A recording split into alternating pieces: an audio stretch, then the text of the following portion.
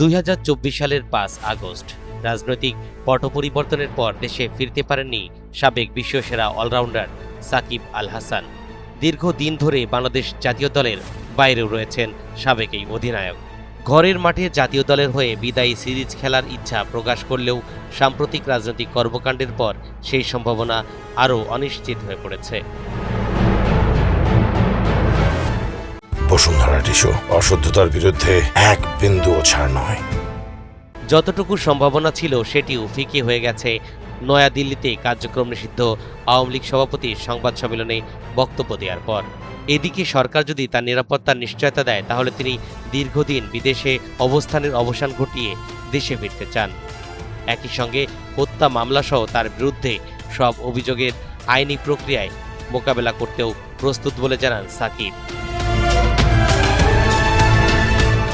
বার্তা সংস্থা রয়টার্সকে দিয়ে এক সাক্ষাৎকারে সাকিব বলেন, তিনি কোনো ধরনের অন্যায় করেননি, তাই দেশে ফিরে আদালতের মাধ্যমে নিজের অবস্থান পরিষ্কার করতে চান। টেলিফোনে দেওয়া সাক্ষাৎকারে সাকিব দেশে ফিরে একটি বিদায়ী সিরিজ খেলার পাশাপাশি 2027 সালের ওয়ানডে বিশ্বকাপে বাংলাদেশের প্রতিনিধিত্ব করার লক্ষ্যের কথা জানান। বসুন্ধরা টিস্যু অশুদ্ধতার বিরুদ্ধে এক বিন্দুও ছাড় নয়। তবে সাকিবের এই বক্তব্যের পর কঠোর প্রতিক্রিয়া জানিয়েছেন যুব ক্রীড়া প্রতিমন্ত্রী আমিনুল হক। তিনি বলেন, সাকিবকে নিয়ে সরকারের আগে নমনীয় অবস্থানের আর কোনো সুযোগ নেই।